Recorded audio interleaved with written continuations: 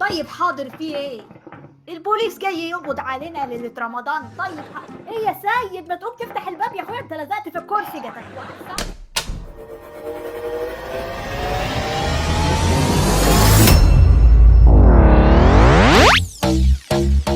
عشان قناة للفن عنوان دايما متميزة دايما متميزة. يا اخويا مصر كلها نورت يا نبيل باشا. وبنحب نشوف الضحكة الحلوة في رمضان.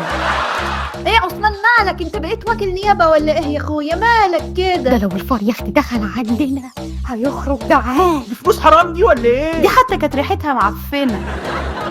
عشان كده بنقدم لكم عمارة الضحك في رمضان.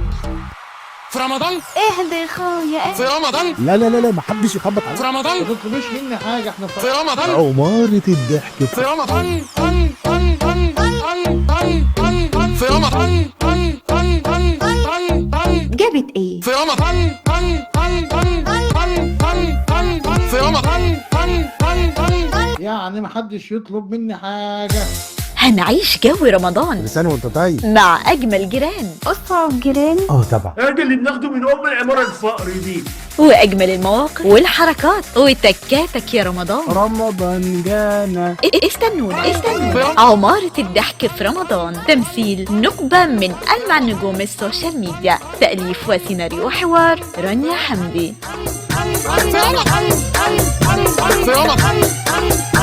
قناة للفن عنوان، المتميز والجديد.